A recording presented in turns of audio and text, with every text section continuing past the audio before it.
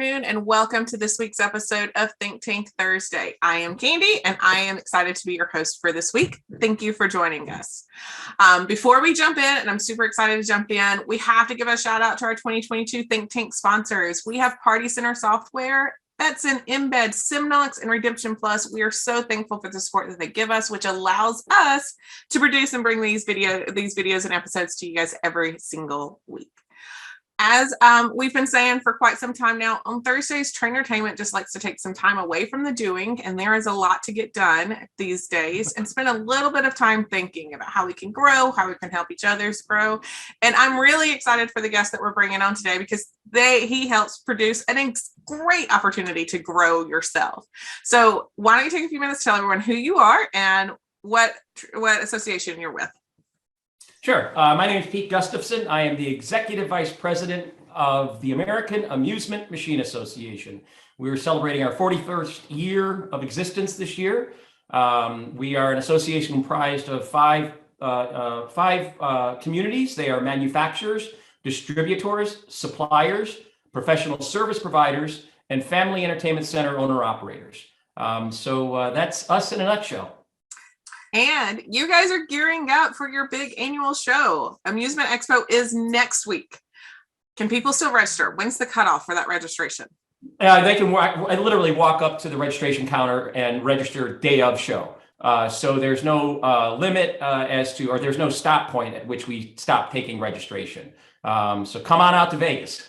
Yeah, I know there's some other shows in conjunction that you may be out there for something else. There's a pizza show the next week or whatever. Just come a few days early. Come join us at Amusement Expo if you're planning to go to that. Yeah. For those of the audience who may have never been to Amusement Expo, who can benefit the most from attending? What would they expect to see there? What type of show is this?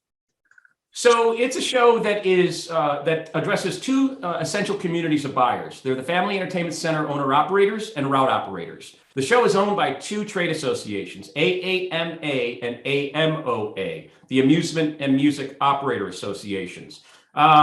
This will be our 13th year holding this joint show together. And if you'll recall, 13 years ago, we were in the midst of the Great Recession. And we circled the wagons and thought, we've got one industry here, let's have one show. Because at the time there was the ASI show, which we owned, and the AMOA show, which AMOA owned. And smart guys got together and put together the Amusement Expo, and I'm happy to report this particular Amusement Expo, our 13th year, some people say it's an unlucky number, it doesn't appear to be for us, it will be the largest show we have ever had. In all of those 13 years. It will surpass the 2021 show by about 150 booths on the show floor. So that's a significant amount of growth. It is. Congratulations on that. Yeah, thanks. And that's not a testament to, that's more a testament to where the business finds itself right now. And the fact that there is a real pent up need and desire to get out there and interact again. In a more, shall I say, normal manner than we've been able to do over the past 2+ years. Yes. I heard there's some changes to this year's show. I think I heard something about maybe an extra day. You're doing something in conjunction with the virtual reality. You want to talk some about the, additional educational content? Sure. Relative to virtual reality, we'll speak of that first. Okay. 6 years ago, I was attending a trade show in which there were a ton of virtual reality exhibitors on the show floor, and there wasn't a single virtual reality program as part of their education program. Not one session addressing virtual reality, and that sparked me to think, maybe we ought to do something here and give these folks a landing spot. Bob Cooney was the guy who we kind of like. Bob Cooney is a virtual reality expert. Very well respected around the globe for his knowledge of the form of entertainment, if you would, of the technology, and he'd been a champion for that for quite some time. So together we worked to get the board of directors of the Amusement Expo International to agree to set up a track of education dedicated to virtual reality. There is so much going on in that space. That we've realized we need to probably expand that. And so we will actually start the virtual reality component of the education program on Monday afternoon at 1 o'clock. So that's Monday, March 14th. And that'll go till 5 or 6. I don't have the schedule in front of me, But we also have a reception that evening at Meow Wolf, Area 15. And that's about I don't know, 7-8 minute ride from the convention center. That's just a collection of eclectic entertainment attractions that I would encourage folks to attend. It is limited to the first 100 people who register, and it is has a ticket fee of $50. We want to keep they don't have a big meeting room for us, but we simply feel that the space, what they're doing there, is worth people seeing. So that's Area 15, Monday evening. That starts at 7 o'clock, and those tickets can be purchased along with your registration for the show, as well as your education ticket, can all be purchased at the Amusement Expo website. The following day, Tuesday, kicks off with 5 tracks of education. 2 of those tracks are curated by the AAMA and are more targeted toward the route operator. 2 of those tracks are curated by AAMA and more targeted toward the family entertainment center owner operator. And then, of course, the VR track as well will continue. And we've also got 2 really great keynote addresses. One in the morning by David Rosenberg. David he flew the first sortie into Operation Desert Storm. So he's an Air Force pilot and a fighter pilot, and he flew the very first mission into Operation Desert Storm. So he's probably got some cool stories about leadership. He's going to talk about how to turn your team into as an effective a group as what he experienced in the military, where everyone was held accountable. They did their job. You didn't have to worry about them. There were systems in place that ensured that things got done correctly. And so he's going to talk about that. And then the evening keynote we're really excited about is a guy named Charlie Whitmark. Charlie is a global adventurer who one day woke up and thought, you know what I'm going to do? I'm going to do a global triathlon. He swam across the English Channel, swam the length of the Thames River, rode a bike from England all the way, or I must have gotten to the mainland, all the way to the Himalayas. And then he climbed Mount Everest. So he's got some stories to tell. He was actually featured on ESPN, Outside the Lines. They did a story on him on Outside the Lines. So a really fascinating guy. He grew up in Iowa. I don't know where he got the idea that he could climb mountains in Iowa, but he's got some great stories about overcoming adversity, about accepting things the way they are and getting in action fast to move past that rather than wallowing in the misery of why me. You can imagine that in a 13,000-mile journey, something's going to go wrong. Yeah, that should be a standing room only event. It's awesome. You mentioned Meow Wolf as one of the special events. Are there any other special events throughout the week? Yeah, well, that Tuesday evening, at the conclusion of the education program, we have our annual gala celebration. So it's an industry gala, it's a celebration. If you've got a badge to the show, you get into the party. That'll be right there at the Westgate Hotel where the education program will take place. And then on Wednesday evening, we're doing a thing called Beers and Cheers. We'll actually shut the floor down at 5 o'clock and bring everybody back to what we call the town square. This is where AAMA and AMOA have their headquarters. And we're going to run a basketball tournament, a charity tournament throughout the day and have the finals that evening along with, we couldn't get green beer, but we're going to have beer in celebration of St. Patrick's Day. And we'll make some announcements about some of the awards that the annual awards that AAMA gives away, as well as AMOA. As well as I say, the culmination of that basketball tournament. So we hope you stick around toward the end of the show to join us for that. We're very excited. We're nominated for the Allied Members Award. Yeah, right on. The notification. So we're fingers crossed there. Before we switch gears away from the show, take your few last minutes and entice people. What's your elevator pitch for enticing people to come to Amusement Expo? Why should they put this show on their list of shows to attend each year? Well, I think our show is one in which you have an opportunity to have really intimate conversations with the suppliers that you count You look at some of the other trade shows. I mean, we certainly aren't the biggest show in the world, and I don't think we try to be. We like to leverage our intimacy as being a real advantage to what we do. I mean, there's still going to be 550 booths on the show floor, 150 exhibitors, so there'll be plenty to see. From a myriad of entertainment providers, certainly VR becoming a much bigger component of the show. So if that's a category of attraction you're interested in, there'll be people there showing their wares. And I think we're an industry that you really do need to touch and feel the product before you buy it. I don't know that you want to be buying a $20,000 simulator without actually having an opportunity to check it out yourself. But yeah, I think that our size is actually to our advantage. You have an opportunity to meet with the key decision makers from the suppliers that are making the equipment that are going into your rooms. So yeah, I think that's the best opportunity, the networking opportunity, the education component that we bring to the show.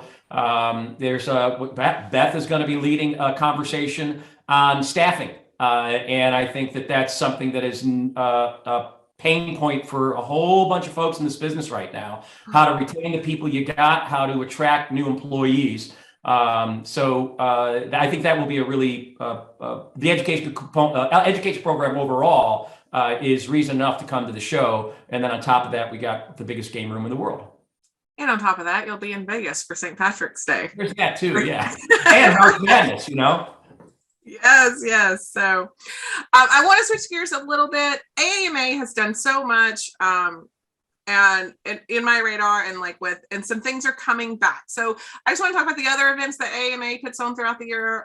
FEC Connect, I sit on a committee for that, but there's other things. And so giving you a few minutes to let everyone know the lobbying that you guys do, the other components that make AAMA very special as an association. Right. I'll try to make this as quick an elevator speech as I can. We've gotten very busy. We've turned from an administrative trade association to an event centric association. And the key events we have throughout the year, you mentioned FEC Connect. These are pop-up events, single day events that come around into really premier family entertainment centers across the country. We've got one coming up in Florida in April 5th, down in Hollywood, Florida at the Dave & Buster's. And these are single day conversations. And I think one of the key components is the elimination of product at these events. We don't bring games, right? We want people to create relationships at these events. We want you to get to know your supplier. We want you to get to know other family entertainment center owner operators in your community. Because you know what? You're all facing the same challenges. And when you can get in a room and start sharing best practices and ideas, it elevates the whole community, if you would. So we have one there. We've got another one coming up in Austin, Texas. We've got one up in the Pacific Northwest in Seattle, and then one down in LA. And we'll have one in Massachusetts. So we've got 5 this year. And as I say, you can look on our website to see when and where those are at coin-op.org. Coin-op.org is our website. And then you mentioned the annual meeting. We're going back to an in-person annual meeting this year, and it'll be the full week. September, I believe 14th is the week that we hold that annual meeting. Don't hold me to it. I don't have a calendar in front of me. But that's a week that starts with how the sausage is made at the amusement at our association with committee meetings. If you're a member, you are encouraged to come and attend and see how it is we do what we do in those committee meetings. And then Tuesday night is really when the fun starts with a networking event. Wednesday, we have a series of educational programs. Our lobbyists from Washington, they're called Denton's. Denton's is the largest law firm of the world. They've got 12,000 lawyers working for them, 20,000 professionals, something like 270 offices in 170 countries around the world. I mean, they are gigantic. And they have a 160-member advocacy and policy team that works every day representing our best interests in Washington, D.C. and the halls of Congress. We'll probably be going back to in-person visits to Washington. And I encourage members, if they can, to take the time for a single day to go visit us on these trips to DC. They are incredibly worthwhile. Denton's does a marvelous job of putting our members in touch with their congressmen, their Senate offices, committees that matter to issues that we're dealing with. And you get to share your grievances, share your challenges with the people that can affect change. I will also say Denton's does a great job of making it understandable. If you feel like, oh my gosh, I don't understand about the politics or what I would say, the representative that works with AAMA does a great job of bringing it down to terminology you understand and giving you words that can be heard when you go to Washington. Yeah, John Russell is who you're referring to. He is a political junkie. Give a little bit of his pedigree. He was the chief of staff for the Speaker of the House. He was chief of staff for the Majority Whip. He has politics in his blood, but don't hold that against him. He's a really good guy. He has incredibly deep relationships with key decision makers in DC that we benefit from literally every day. And the thing that I've learned going to DC, the first couple of times I was somewhat intimidated. I'm in the halls of Congress. I should mind my manners. Of course, I'm not saying you're going to go and be rude, but it didn't take long for me to realize, oh, wait a minute, they work for me. And they're really curious about what it is that is our challenge. What are our challenges? What are we facing day to day? How can they help? Because you know what they want to do? They want to get reelected. Mm-hmm. And they get reelected by giving their community, their constituents, what it is they need. So it's an empowering day on the Hill, if you would, that I would encourage our members to attend. We break up into small groups, so we're not overwhelming any congressional offices. We sometimes have meetings in the hallways because they have scheduled meetings on top of one another. But it's a whirlwind day, well worth the time to come on out and join us. Thank you for all of that. So what are you most excited for next week? 12 years. This is your 13th show. You said you've been through a whole lot. So what is it that is exciting you about this one? Well, I'll tell you, Candy, I think that we have been incredibly blessed as an association. Our trade show in 2020 was March 9th, 10th, and 11th in New Orleans. And you know what happened a week later, right? The world just shut down. And we were able to have our trade show. We normally have our trade show in March. We pushed it back in 2021 until the end of June, first day of July, 29th, 30th of June and the 1st of July. And we were the third trade show to be at the convention center. And we were missed being second by a day because the nightclub and bar show started a day earlier than us. And here we are, here we are at what I hope to be the end of this pandemic. It was 2 weeks ago that the Clark County, Nevada lifted their mask mandate. We were going into this show prepared to have masks on if we were inside the convention center or in hotels and so forth. That has been lifted. We seem to be seeing the pandemic loosen its grip on us. So I'm looking forward to getting back together with people and seeing their faces and talking about, how can we, what can we do to keep raising the bar for what this industry has to offer. I'm not going to spend a lot of time on this, but years ago, when I started in the business, we're going back to 1980, technology we were where you met technology. Society met us. We were where technology was presented to the community, right? So you went to a video game, that was where you were meeting technology. And technology made us, and then it broke us. Pac-Man came along, and I mean, my God, billions and billions of dollars were made in the industry. And then home consoles came along, a new technology, and crushed us. Fast forward to when countertops were all the rage in the route business, right? There were hundreds of thousands of these on bar tops around the country, and you play trivia games and puzzle games. And then what happened? Smartphones came along. Technology brought us up, and technology crushed us. We've matured to a point now where I believe technology complements what we do. It doesn't make or break us. So talking about virtual reality, it's going to absolutely complement what we do, and it's going to enhance the guest experience. But there's so many attractions under one roof. We just had a FEC Connect. The last one we had was at Jonas Sandler's Scene 75. It's a 275,000 square foot amusement center. There's a lot under that roof that you can do. And there's something from everyone who's from 3 years old to 90-year-old to enjoy.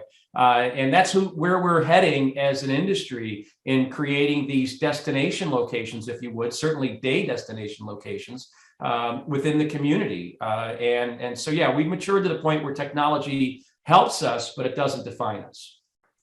That's a great way of saying that. You're talking about how lucky you were. I just thought about last year at Amusement Expo, there wasn't a mask mandate, but I think the week after we left or 2 weeks after we left, they put it back on. Yeah, because that's when the Delta variant started to arrive. If I have that correct. Yeah. So it's funny. Your timing has worked for 2 years in a row now with that. Yeah. Rather be lucky than good, right? Especially going to Vegas. Yes, got to be lucky. All right, our signature question. That's how we close every Think Tank. So what are you doing right now? What have you been doing recently to grow yourself and or others? Well, it's a lifelong journey for me. This is kind of a little bizarre, but my musical self-expression is something that I find a great deal of comfort in. For years, I really didn't have any. Had been in a band many, many years ago, and now I'm in a audition choir of 50 people. I'm a second tenor. That is the most challenging thing I've ever done musically in my life, because we're not singing Frosty the Snowman and Jingle Bells. We're doing university level music that is unbelievably beautiful to perform. And I am one of very few people in that choir who is not a music professional. Most of the other folks are teachers, they're directors, they're performers themselves. And they want this other outlet. There's one thing to be on the side of the podium with the baton. It's another thing altogether to be facing the podium and the baton. So that kind of grounds those folks and let them realize, oh, this is what my students are going through. And that's how that choir got started. Actually, was a group of teachers. I got lucky because I was a second tenor. All right. And they needed second tenors. And very quick story about my audition. I had bronchitis at the time auditions came up, and my neighbor had been harping me I really need to do this. And so I had to do it at the director's house. The director was a starting lineman in his past for the University of Illinois. Probably would have gone pro if he hadn't blown his knee out, but he's also a music major. And as it turns out, he was the music teacher who was the inspiration for the guy that created Glee. Oh. All right. So knowing all of this going into it, I'm a little intimidated. All right. He's 6'4", pushing 300 pounds, bald head, goatee, a very intimidating man. Go into his house. He's got a little office off to the front. And as he's organizing the music for me to have to, stumble through, I'm looking at his shelves. He's got a shelf unit in his room. And there's 2 statues on the shelf, and they're identical. I'm like, they're out of context. I see. Oh my God, Jason, are those Grammys? He had won 2 Grammys for jazz ensemble. So nothing you'd ever see on the television broadcast, but those are up there. So if I wasn't already intimidated, man, was I then. But in addition to that, so that's what brings me to heaven, being in the choir. What brings me, I won't say to hell, is the devil's music of rock and roll. I'm in a good cover band, a 4-piece cover band. We do classic rock. We got pretty much 2 gigs a month is what we usually average. So it's playing around the area. So that's fun to do. So musical self-expression for me. In terms of professional, and for the people around me, I'm not a micromanager. That's not what I hire people to be, so that I can oversee them and make them do everything. I'm more of I'll guide the agenda, but I'm not the one that is going to do the job. And I think that empowers people. I seek collaboration. I seek input from others. I don't want to be the smartest guy in the room. I want others around me to have that expertise. I think that's why I work well with the committees within AAMA, because we as an organization have a culture of desiring to create clearings for people to show up and be great. And I find that by creating those clearings, people do. I've prior to taking on this position, I was the volunteer president of the AAMA. I've been a board member for 12 years. And in that space, I found people to be their best, right? They showed up great. And they had a desire to make a change. And they found AAMA is the place they had an opportunity to do that. And I find that, oh, wow, you know why that guy is the senior salesman over at Betson or whatever company he might have been at? He's really good at what he does. And I know that because I work with him in committee XYZ at AAMA. And I think the people in their volunteers' lives show up better than they do often because it's something they're passionate about. It's not something they have to do. It's something they want to do. And so by getting out of their way and allowing them to kind of set the agenda, if you would, and guide that, I think that's a much more effective way to lead an organization like ours than for me to sit from this, high perch and determine where we should be going as an organization. Awesome. I still owe, it's still on mine and Beth's list to come see you perform at some time. Do you perform live with your choir too? I saw a YouTube video during the pandemic. You guys did this really cool, all of the screens together where you guys sang and you shared that. Oh, yeah. That was a Bridge Over Troubled Water. We did that right in the midst of the pandemic. We had not performed together for almost 2 years. We were beginning the 2020 season and I had to shut it down and didn't come back until September of this year. So over a year and a half of that being shut down. In the midst of that, the director organized the choir to do individual videos for Bridge Over Troubled Water. And that was cool. That was a really, we actually started our January concert out with that on a big screen. And then what we did is we had the lights all out and kind of added a little drama. We kind of snuck in as people were looking at the screen. They weren't looking at the stage. And then we came in to finish the song. Oh, very cool. Yeah, so that was kind of like they're looking at the screen. They're not paying attention to us. We were all in black, so we probably can't really be seen. Yeah. Yeah, and then all of a sudden, boom, we start. That's how we began our concert. So that was a cool little bit of drama. So yeah, we perform live. Not as many concerts as I'd like because all these people have busy lives. But we do a minimum of 2 a year. And this year we've done 2 already. We got the last one will be in May in a town called Crystal Lake, Illinois. There is a Crystal Lake in Illinois, and there is a Crystal Lake in Crystal Lake. We perform at a place called the Rouse Center. The Rouse Center dates back to the turn of the 19th century. Turn of the 20th century, I beg your pardon. Sometime in the early period in the 20th century, it was a vaudeville place. Turned into a movie house, went into disrepair, and the Rao family decided, no, this is too much of a gem. There's some bones in this that need to be saved. And so they came in and invested in it, and now it's a central gathering point in the town of Crystal Lake. They bring in all kinds of cool events, and so we'll be performing there. I mean, the last time we had a concert there, we had 800 people show up. So awesome, that's good. Yeah. So what's the name of the choir? What's that? What's the official name? It's called Chicagoland Voices. Chicagoland Voices. And what's the official name of your band? Triad. Quick story about that. Triad, TRI, 3, ADD. Okay. So it was originally a 3-piece. It goes back 14 years. I've been with them for the past 4. And when it started out as a 3-piece, 3-piece. And all 3 of them had ADD. There's still one member left who has that. And every once in a while, we got to kind of go, no, we have to stay over here. We have to finish rehearsing this song. We got to go jump into 9 other songs before we get there. But that's a great group of guys. We all chased a dream of being rock stars at some point in our life. Some of us made it further along than others. And now we're just at a point in our life, we just want to get together and make organized noise and have fun doing it, So all of that drama that you hear about in bands, that's a thing of the past. We just want to get together and make organized noise, and we do it pretty well. Awesome. Yeah. Well, thank you so much, Pete, for coming on and spending your time with us today. If people want to learn more, AMA's website is coin-op, but there's a dash, coin-op.org. Correct. If people want to follow you, how do they get in touch with you, Pete? They can reach me on my email address, pete at coin-op.org. So that's one way to do it. I'm on Facebook, my phone number at the office, 847-290-9088. So join us. Listen, we're not a huge association. We're around 200 members, and that intimacy, again, we leverage it. I like to think of AAMA as being small enough to care, big enough to matter. And by big enough to matter, I mean our history over the years and the representation we bring. Don't underestimate the value of Denton's and what that does for our association. There isn't another association in our industry other than AMOA that can say they're represented by the largest law firm in the world. We can't.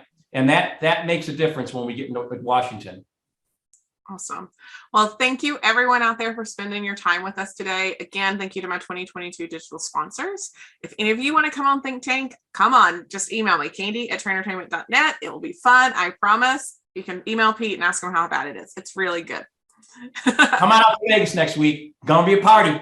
Yes. And for Trainer Entertainment, our next event is going to be held at the end of April. We have our Sales and Business Growth Conference happening in Dallas, Fort Worth. So all of our details for that are on our website. Check that out.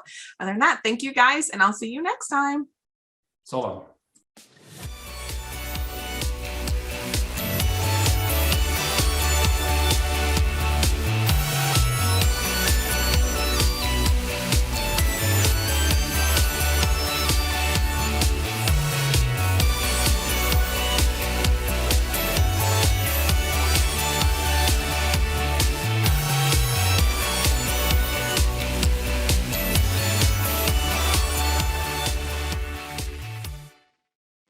Hello, my name is Brittany Betty, and I am the Regional Sales Director and Business Development Manager over at Betson Enterprises. Here at Betson, we are so excited to be a part of Trainer Entertainment this year. For those of you who are unaware of Betson and what we do, we are the leading distributor of coin-operated equipment, and we are a family-owned business that has been around for 85 plus years. Please take a moment to watch a quick video on an introduction on the phased approach and turnkey solution we can offer you in your facility.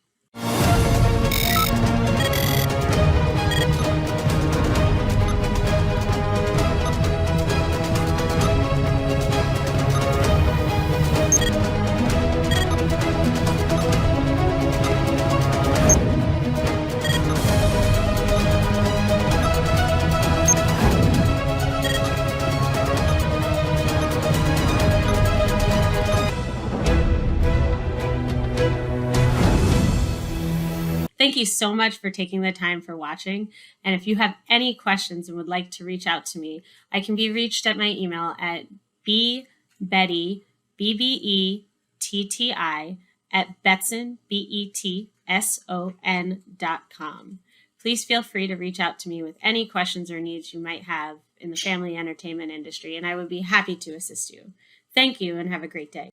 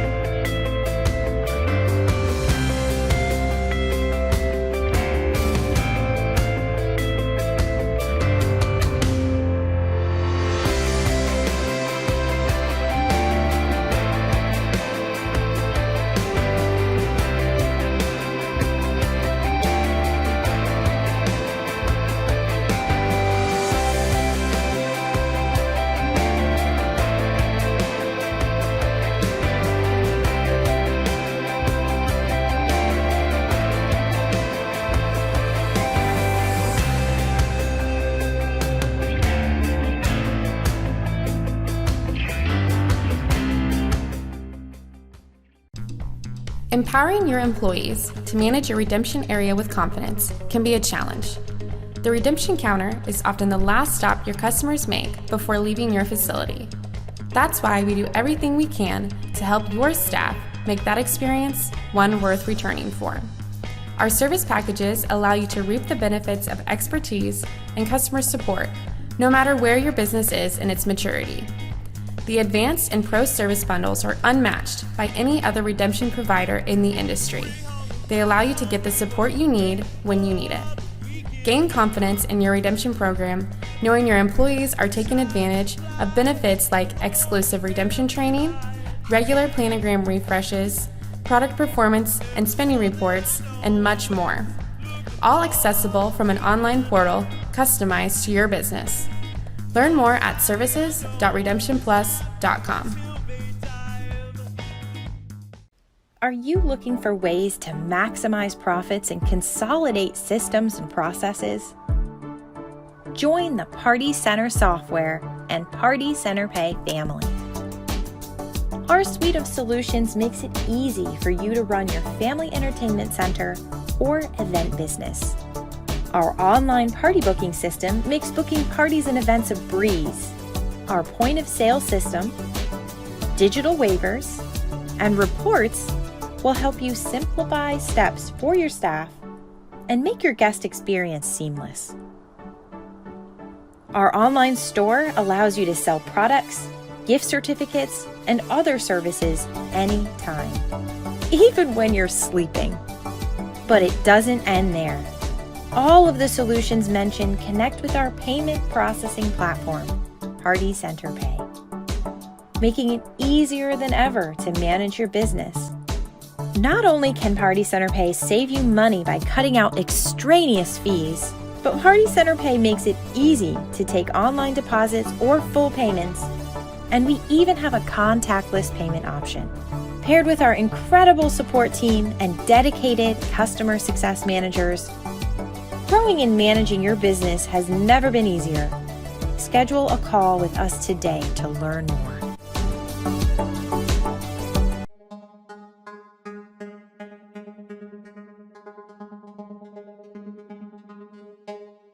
My wife and I, this is a partnership with her and I, so we both agreed that, in creating Scary Strokes, that we want to make sure that we have the best available of everything. Embed just seemed like the perfect fit. It was pretty streamlined and had the point of sales and the software for the redemption, and it just seemed, natural to us. So we've been with Embed since the very beginning. And so when Embed, was introducing the mobile wallet, it seemed like a good opportunity for us to jump on, and it's wonderful.